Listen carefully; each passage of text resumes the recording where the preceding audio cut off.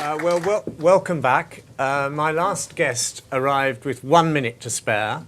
My present one has arrived with about 10 minutes not to spare. But we are going to seize the moment. Rory Stewart, who is well known, I'm sure, to you all. I heard a wonderful, just before we came in, I was talking to somebody who said, yes, Rory Stewart, he's somebody who really knows what he's talking about despite being a politician, which I thought was a very good introduction. But we don't really know what we're going to talk about, but we do know what the overriding subject is, and it's borders, which is a very, very good topic for this festival. So I'm going to ask Rory just to kick off, and then we'll pick up and have a discussion.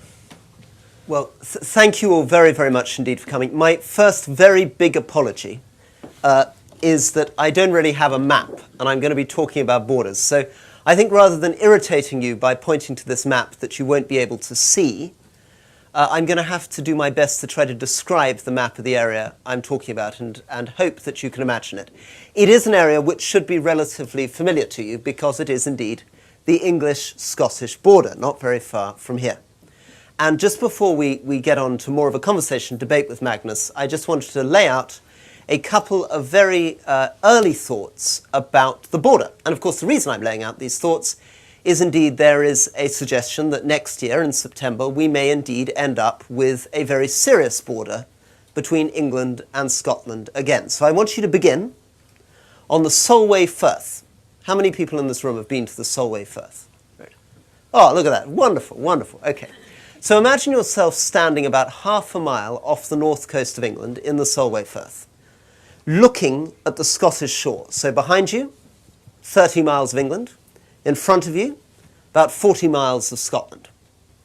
You are looking at one of the great natural frontiers of the world, the meeting point between two completely independent continents 400 million years ago. Scotland floated down, attached to America. England floated up from somewhere down the South Pole, attached until very recently to Europe. And then, having kissed and touched, began to lose their hinterland. A great chasm emerged between Scotland and America, and a rather smaller stream emerged between England and France. But still to this very day, if you were to cross the Solway Firth, you would find mollusks and fossils on the Scottish side of the border, which are indeed American in origin, which are not present on the English side of the border. However, that was a very, very long time ago, very long time before there were rhinos wandering around under the current site of the British Museum.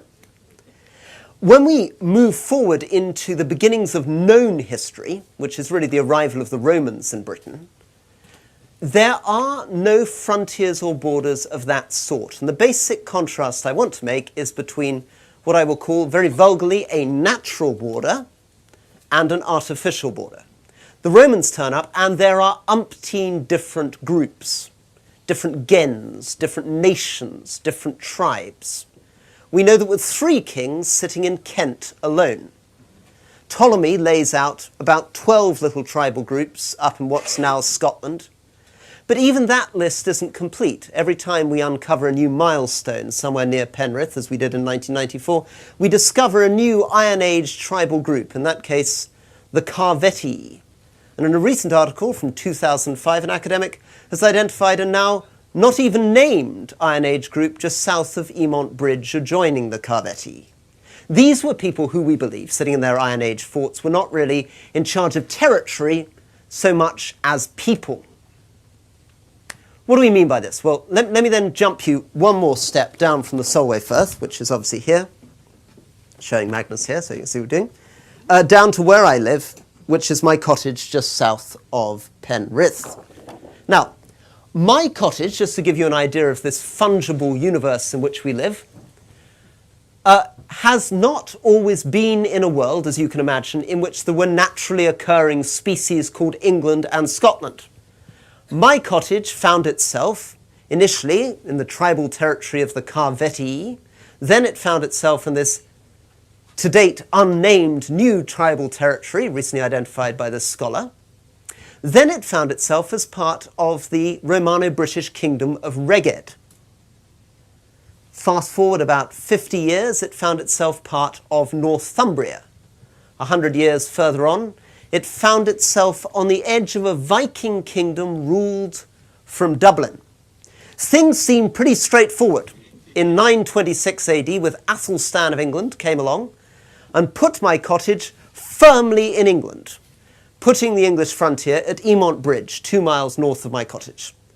Unfortunately, at the time of the Doomsday Book, my cottage appears to have dropped out again, because the Doomsday Book stops at Kendal, stops about 12 miles south of my cottage, at which point my cottage was not in England, and not in Scotland either. Scotland still seemed to stop at Emont Bridge. My cottage was in no man's land, or should we say, no king's land. Right? This is a type of affairs that's easy to understand, because actually all these borders I'm talking about, the border at Emont Bridge, the border at Shap above Kendal, are geological frontiers. And how does this work? Well, it works as follows. If you were to walk out of my cottage and walk over the top of the hill, 2 miles as the crow flies, into Ullswater.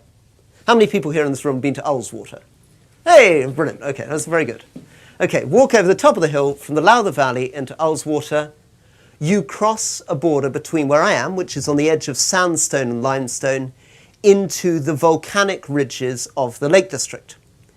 Now, why does geology matter? Geology matters because it affects rainfall and it affects topography in the following fashion. When you are next to my cottage, the rainfall, it's difficult to believe this, but the rainfall is 27 inches a year. Down on the edge of the Eden, the soil, rich loam soil, is 9 feet deep on free draining sandstone. You can grow quick rye grass on that field. You can feed a cow on less than an acre, climb up the hill over the top to the hills above Ullswater. The rainfall suddenly becomes up to 68 inches a year. You walk over bare rock. The soil, when it exists at all, is thin and densely acidic. You wouldn't want to try to feed a cow up on the land above Ullswater. You might be able, in the acre which fed a cow in Eden Hall, to feed almost a sheep. If you tried to feed a cow, you would need between 9 and 10 acres to feed a single cow. This is a geological boundary, but it's also a boundary of territories, because where I am, starting back here on the sandstone limestone, is surrounded by Anglian place names. These Northumbrian, originally Germanic people who wafted over in the 5th and 6th centuries, so everything's called Helton, Bampton, Ascombe. Pop over the top of the hill, and suddenly you find yourself in a completely different dialect surrounded by Norse Viking place names. Suddenly you find everything ending in Thwaite. There are things called Swindale, named after Viking pigs.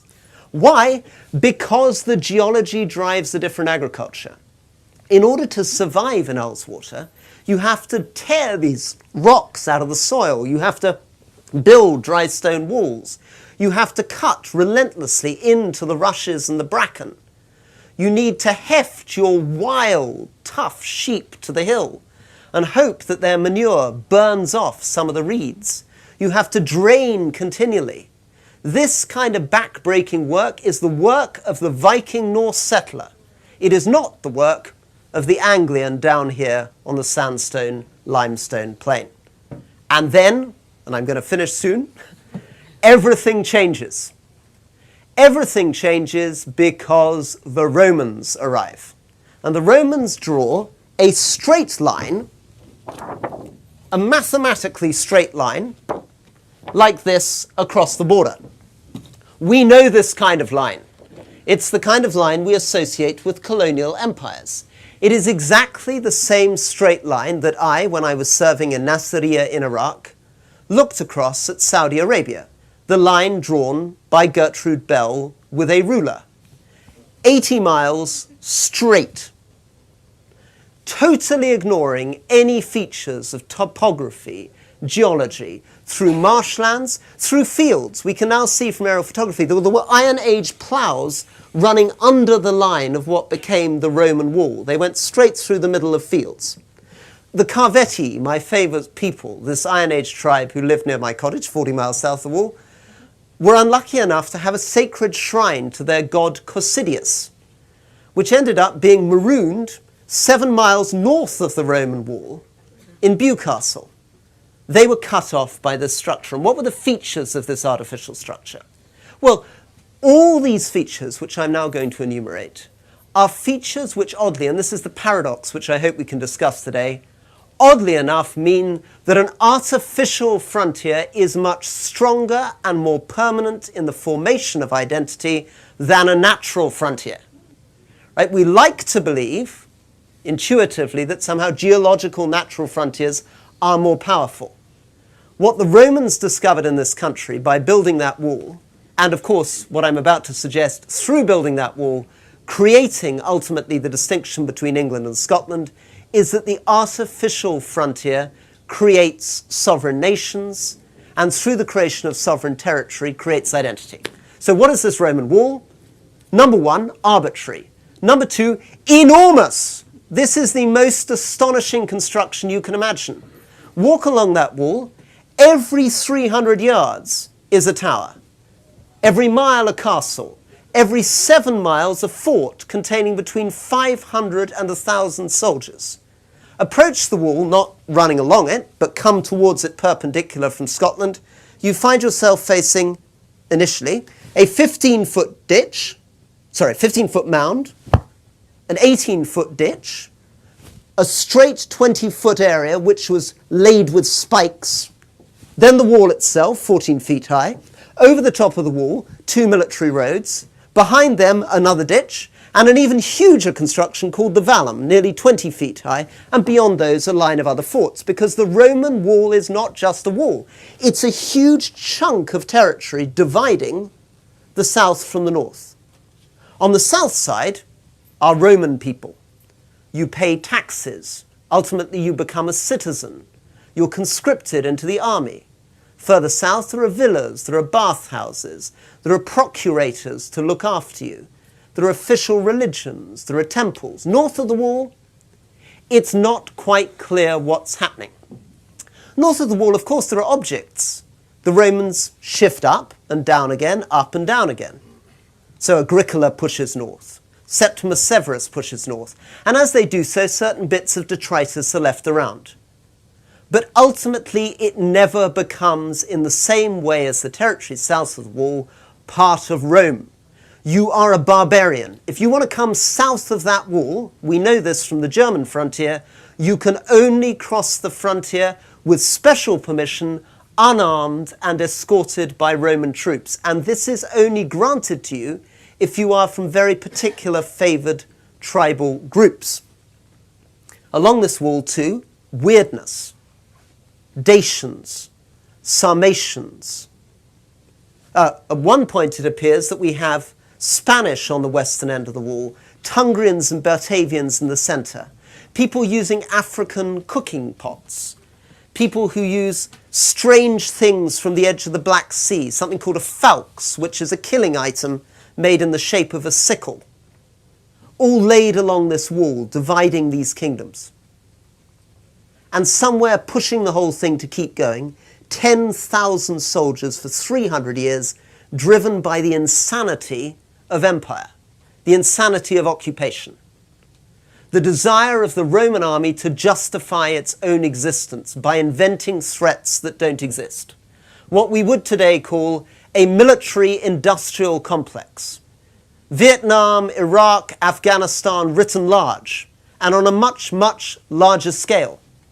The Romans at their peak, in order to justify their presence in Britain, kept 40,000 professional paid Roman soldiers in a territory that probably contained just over 2 million people. To achieve similar proportions in Afghanistan or Iraq would be to keep 550,000 coalition troops on the ground. In fact, we never crossed 150,000. And as I move towards my culmination, what then happens? Well, of course, you assume that this line on the map is never going to last. We do this all the time. We keep saying Iraq's not a real country, Afghanistan's not a real country. These are cutting tribal peoples, it's never going to survive. And indeed, initially, When the Romans leave, it looks as though that's happening. A kingdom called Northumbria spreads all the way up to Edinburgh and down to the Humber. A kingdom called Strathclyde stretches from Glasgow right the way down to my cottage and the edge of Shap.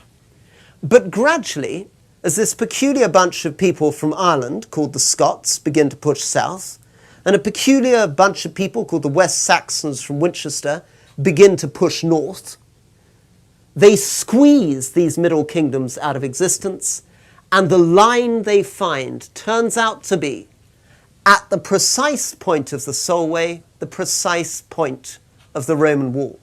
Now, the frontier moves back and forth, and we can talk about why it isn't exactly the line of the Roman wall later, but I want to finish with one image. Why is it that Rome's wall matters? Why are we the creation of Rome's wall? It is because what Rome creates is sovereignty. What Rome creates is a state. And when you see the Scots rebelling against Edward I, what they are fighting for, what Bruce is fighting for, what Wallace is fighting for, is not an ethnic group, but a realm, what they call the community of the realm. The people who are fighting against the English can't be called Scots at all. In fact, famously, the Battle of Standard, when King David of Scotland addresses his people, he says, and it must have been a bit of a mouthful before you start a battle, he says, "My people, English, Flemish, Scots, British, let's go," right? It's a bit of a mouthful. He's very aware that the people who live in southern, what was to become southern Scotland, had until recently been Northumbrians, spoke English, and had much closer connections with people in Penrith than they did with people in Perth. But the Romans create, through the artificial frontier, the idea of the state. The idea of the state creates the territory, creates the community of the realm, and out of the community of the realm, not out of the natural frontier, not out of the ethnic identity, comes Scottish nationalism. Thank you very much indeed.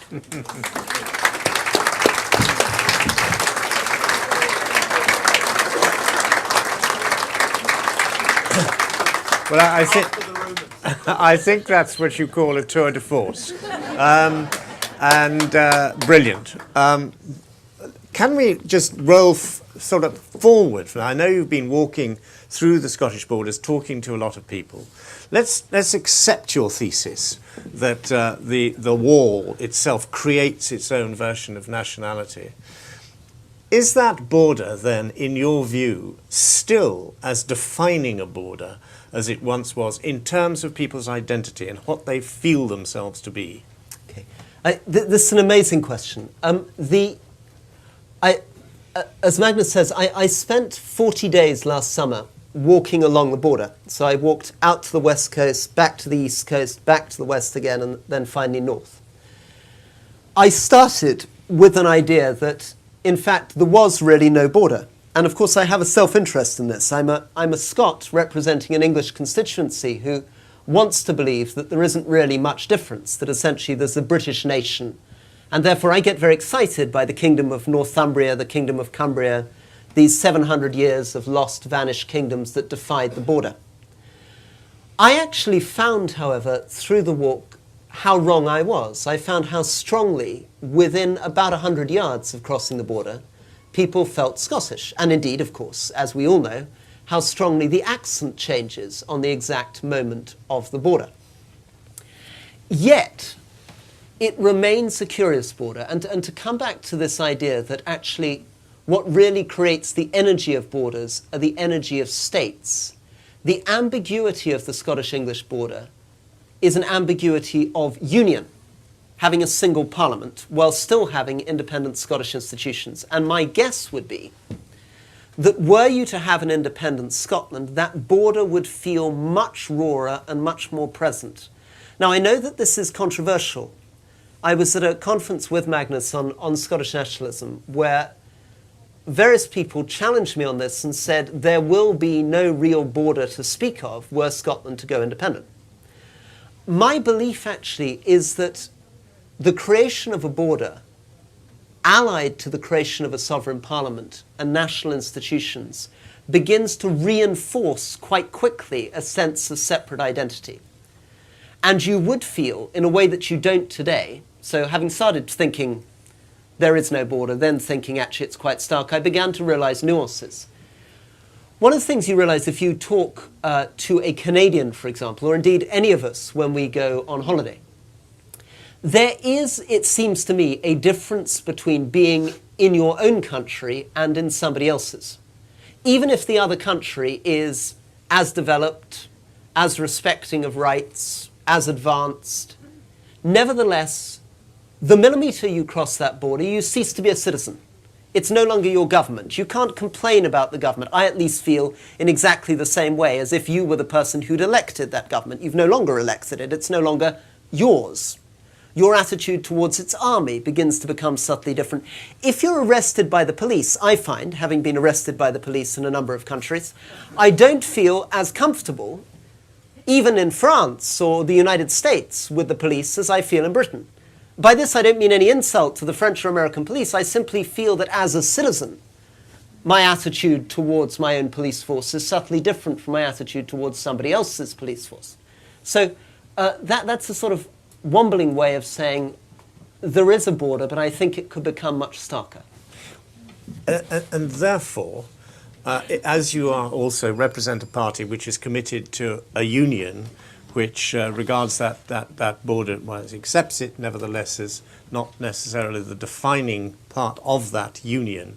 Do you think that sort of historical imperative, which you've been talking about, outweighs the attempts to hold two parts of the kingdom together?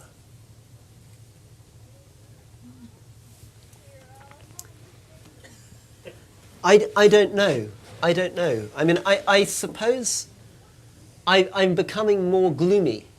I mean, I'm a unionist, so when I say I'm becoming more gloomy, I'm becoming more doubtful about the possibility in the long run of holding everything together.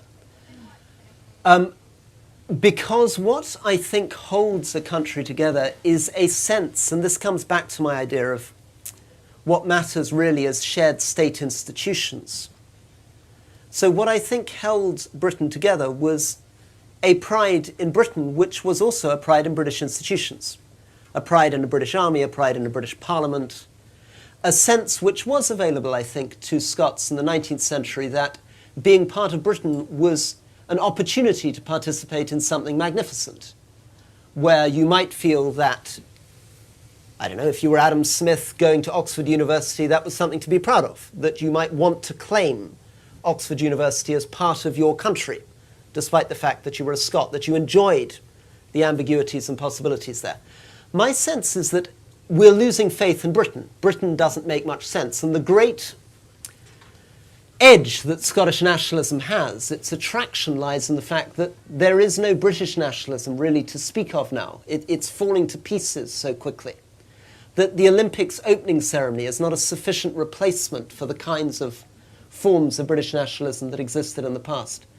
And that ironically, the only thing that's likely to hold the Union together is not faith, but indifference. That actually, if the Scottish Nationalist Party is currently getting a great advantage from the fact that British nationalism has no real resonance, they may in the end be defeated by the possibility that Scottish nationalism ceases to have real relevance or appeal. And that if the Union stays together at all, it's because of the defeat of nationalism in general, which has bad and disturbing implications for Britain. It's almost unionism by default rather than through conviction. And I've got one more question before, as I'm sure there'll be many questions from the audience, but you told me that as you went across and you talked to a lot of people, that actually you were struck by, despite this Scottishness, a lack of conviction about Scotland and by definition, therefore, lack of conviction about an independent Scotland, that people didn't feel very strongly. In fact, I think you told me they didn't really feel very strongly one way or the other. It wasn't a question that was sort of central to their beliefs. Yeah, I mean, I think I think this is important. I think clearly we imagine, or at least I imagine, when we talk about nationalism, that what you're talking about is history and soil and blood. I mean, it's very easy to think of nationalism in terms of 19th century European nationalisms, to imagine it, as you might imagine, to produce a sort of cliche of sort of 19th century Hungarian nationalism, to imagine that it's about some great heroic past leader, the purity of the Hungarian people, some great civilizational achievement, some defeat and destruction, some revival which is going to bring us back. What's striking today is we live in a very ahistorical context. People's sense of history is either hardly existent, or it's strong, but it's very academic in its tinge. I mean, I was very struck walking around Flodden battlefield with a local historian. Now, if he'd been, I believe, a Victorian local historian, he would have had a real sense of the way in which Flodden related to that exact area, and the way in which his daily walks, perhaps, or the soil or the stones somehow resonated with the memory of Flodden. Today, although the individual was a local, the way that they talked about it was very much in the language of modern academic discourse. There was a lot of funny jokes about how incompetent James IV was. There was conversations about the technology of the cannon. There were interesting new theories which may or may not have been lifted from David Starkey about the nature of the Scottish Renaissance. But you didn't feel it rested in a place. And I had this again this morning. I was riding, the reason I look completely bizarre is I didn't sleep last night, and I got up at 5:30 in the morning, and I've been out at the ridings up at Saint-Quart, which we were in the rain on our horses from 5:30 till midday. And the man I was talking to, I said to him, "Why are you proud of this place?" And he said, "We have the oldest post office in Scotland." And I said, "Why?" And he said, "What do you mean, why? It's self-evident. We have the oldest post office in Scotland." And I said, "No, but it's not self-evident. I mean, you can't just have one post office. I mean, there's no point to one post office. It must have been set up with another post office. You can send your post anywhere." I mean, is the point, perhaps, I suggested, that there was a post office in many other places, but yours is the longest continuously existing post office? And he thought about it a little bit, and then he said, "Well, I think it's been there since 1735. And I said, "So after the Act of Union?" And he said, "Oh, no, long before that." Now, what I suppose I'm getting at is that whatever his sense of identity, soil, locality was, it wasn't quite the kind of thing that Walter Scott tried to imagine or tried to impregnate into the Scottish soul, or even the kind of thing, I mean, Magnus is good on quoting Robert Louis Stevenson on a Scottish sense of history. In fact, since I can't remember the quote, I'm going to hand this over to Magnus. Well, I've forgotten it, so that's no good.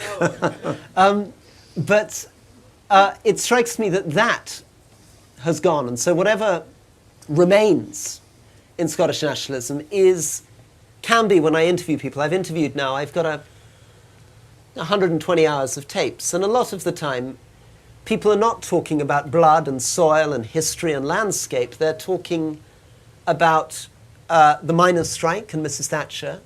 They're talking about a particular idea they have of Denmark or Scandinavia. They're talking about a particular idea that Alex Salmond is somehow more authentically Scottish than Gordon Brown or Alistair Darling because he didn't go south of the border and he's retained his accent in a better way. They talk about London being different to Scotland, but it doesn't parse into great statements about Vikings or Romans, Celts or Flodden, Jacobites, or even the Industrial Revolution. I think this is a fascinating and extremely important question. The question of Scottish identity and whether it exists, if it exists at all, why does it exist, and does it draw, it probably, as Rory says, no longer draws on memories of battles fought and lost or history, because people are very badly taught anyway in schools. The last talk here was about ballads. I don't think ballads are a hugely important influence any longer. So what are we grasping at when we talk about Scottish identity? And I think this is a very important issue. So I think best to say that we've got 10 minutes of questions, and if you would stick up your hand and wait for a microphone to come, and then we'll go to you. And there's one back there and one here.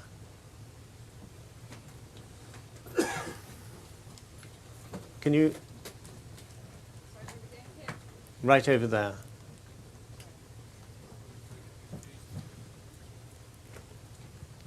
Thanks.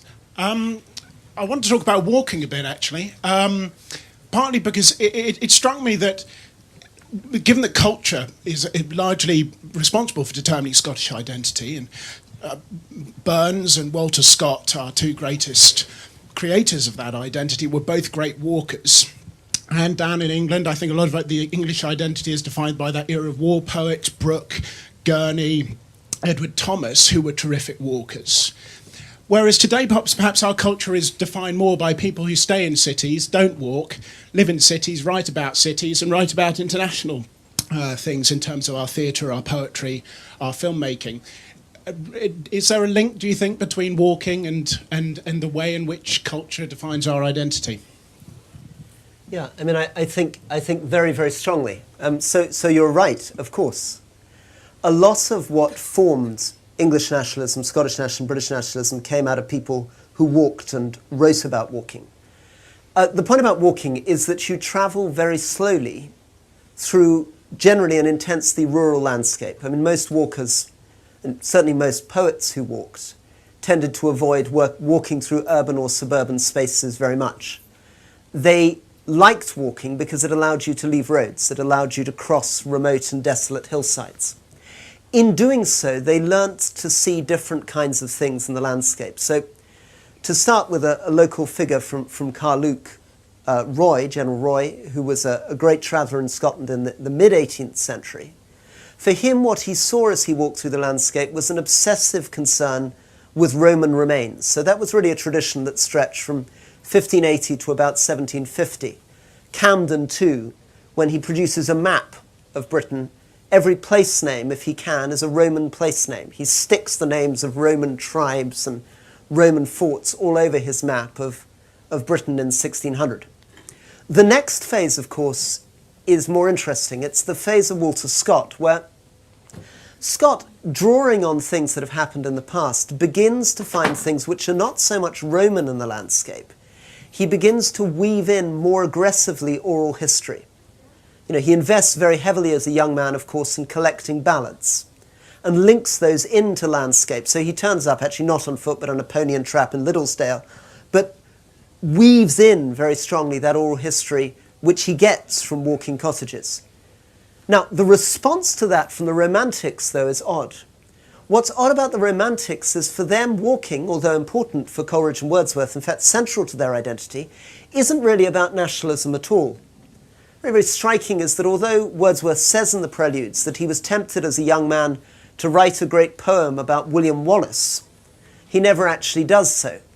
The Preludes turn out to barely feature national identity at all. I mean, you might suddenly get Milton, thou shalt be living in this hour, England has need of thee, but basically the structure of Wordsworth's sense of the landscape is the blasted hawthorn, the stone wall, the sheep in the rain, an attempt to achieve a sublime and necessarily non-national specific engagement with the world, with the universe, with nature, represented in some form as God. Then, to come forward to the Edwardians in the First World War, we have this extraordinary movement from the 1850s through to about 1920, where walking takes off again with people who are often retired, or not even retired, still functioning clergymen. I mean, my part of Cumbria is littered, and indeed the Scottish countryside, littered with people, educated people from universities who spent 40 years living in small villages, trying to find out things to say about those villages, till they had deciphered every inscription, recorded every stone, put everything together, and that begins to get into the tourist guidebooks, which guide people walking in Strathern, walking in the Lake District by the 20s. And then I think you're right. Something begins to happen. If your sense of nationalism is overly connected to the specific landscape and soil, And if your sense of history is overly connected to local history, then the move from walking to a city-based life and to moving around in a motor car undermines some of the most basic ingredients of that late national identity. Yeah. Here, first of all, and then, yeah. Hello? Yeah. Going back to the union and related issues, I just wonder if the coherence of the union from 1707 through to the last 50 years was driven by the shared endeavour and adventure of the Industrial Revolution and of empire, and that the sort of perception of a declining opportunity set is behind our sort of increased navel gazing regarding union. Yeah, I'm absolutely sure that you're right. I mean, I think if you look at particularly one very, very powerful form of British identity, which is associated not very far away. I mean, if you just get over towards Biggar with John Buchan, for example, or indeed, actually, to some extent with Scott, you're beginning to see the sense that empire is what replaces the previous narratives. It's very striking that in Walter Scott's history, his Tales of a Grandfather, he basically finishes with the Jacobite Rebellion. He says, after that, there really isn't any history to speak of. Scotland doesn't really have any independence history. From now onwards, Scottish history is associated with the larger operations of the empire. Why? Because identity through the empire is really exciting. It gives you a type of history you can't have at home. Why is the end of history for Walter Scott the Jacobite Rebellion? Why does Buchan really lose interest at about the time of Montrose? Well, because they like battles, they like wars. I mean, it's a bit like I was trying to interview some poor Cumbrian farmer next to a stone circle at Castlerigg. And his family have lived there, as far as one can tell, for 700 years. And I kept saying, any oral history, any stories you can give me here? And finally he said, no, no, no. And then he said, no, wait a second. My aunt once saw a leopard in India. I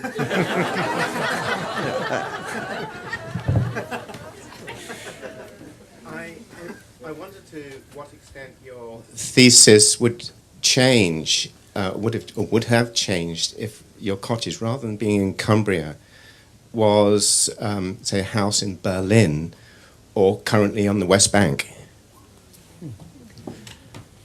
Okay, well, I think totally. I mean, my friend Gerald Knaus, who I just wrote a book with a year and a half ago, is completely mystified by the fact that I'm even beginning to think about these issues. I mean, as far as he's concerned, he's an Austrian. Borders are offensive and irrelevant. The main attraction of the European Union for him seems to be Schengen and the open border policy. He says he has no interest in living in Austria.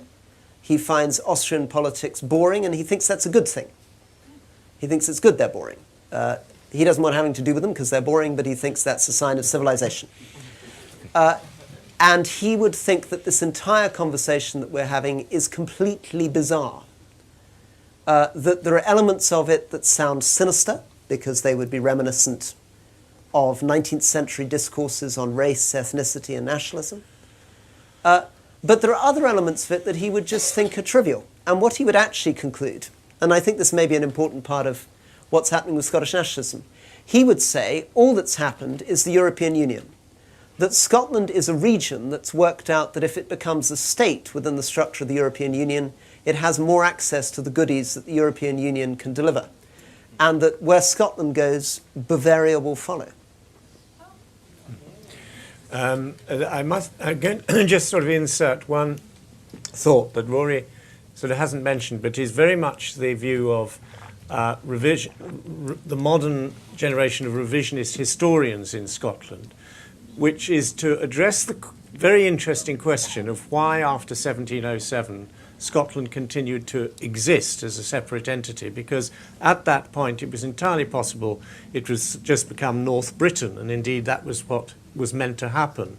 And in fact, very much thanks to Walter Scott, Scotland reinvented itself and began draping itself in tartan, discovered Highland history. The hated Highlands, of course, would have been anathema to lowland Scotland, and found through that medium an identity which is still the most obvious and defining emblem of the modern Scottish nation. So we've got time for two more questions, 1 and 2.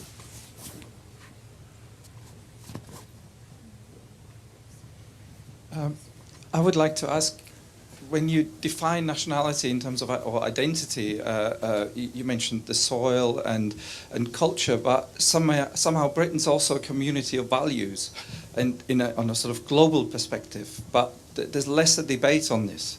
It may be an argument for union or not. Being a Bavarian, I feel I should have less of a voice saying, whether Scotland should be independent or not. But, the question really is, do you think there's something missing in terms of a discussion of this sort of set of values that joins us?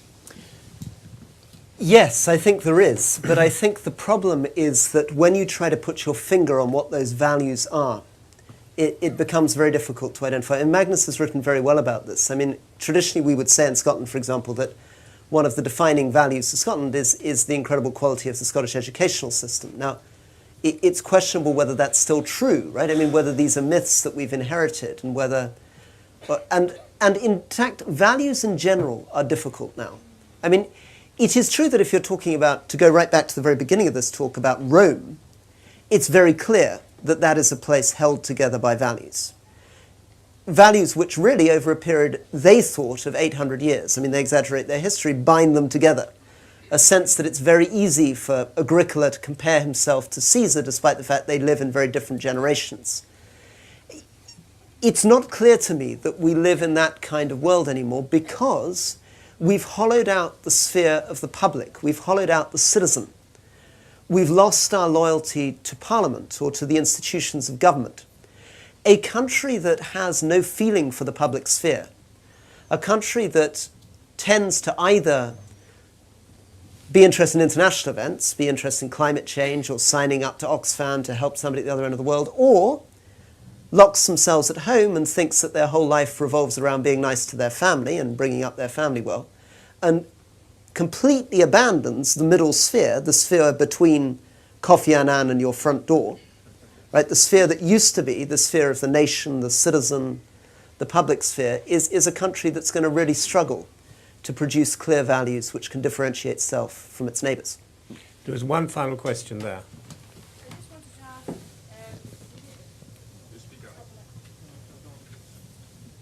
The question really was to do with institutions, because one of the things that haven't been mentioned yet was the separate institutions within Scotland of church, of law and of education, which was touched on briefly, because I think they would actually have been very important in sustaining a separate sense of Scottish identity from the Act of Union up to the present time. And I'd be interested to have your thoughts on that. Well, I think it's a brilliant way of finishing. So if I began by putting forward an idea that what really creates a sense of nation is a territory with shared institutions, right? Not some sense of blood or soil, but simply a territory with shared institutions. That's what explains why people on one side of the border see themselves as English and the other Scottish. That works very well in relation to Scotland. That phenomenon that I felt I was observing along the border, where it's not quite a frontier, but it's a sort of border, is exactly because Scotland has retained so many institutions. It hadn't, until recently, had a fully independent parliament. It still doesn't have a fully independent parliament. It shares an army. So in that sense, that erodes some of the borderlines and creates a sense of shared identity, a sense of British identity. But as you say, the other things are so powerful and strong, not just the things you've mentioned, not just church and law, but also the fact that there are endless Scottish societies like the Scottish Royal Geographical Society, or the fact that your surgeons train themselves in Glasgow as opposed to training themselves with an English Royal College, that these learned institutions themselves, independent newspapers, all reinforce this sense of separate identity. So that border that is a border, isn't quite a border, is a border that might be a potential border, retains its attraction appeal because so many of those institutions were retained. Fascinating stuff. I'm going to call for that any minute now, William. Don't be too previous, because Rory was sort of teasing me that I'd forgotten a bit of Robert Louis Stevenson, which is true that I had. But of course, the defining factor that he hasn't mentioned was when the Scots stopped drinking claret. And the bit of doggerel that we all know is, bold and erect the Caledonian stood, stern was his visage and his claret good. Let them drink port, the English tyrant cried. He drank the poison and his spirit died. Anyway, ladies and gentlemen, I thought that was an absolutely fascinating and thought-provoking talk. Would you please give your thanks to Rory Stewart?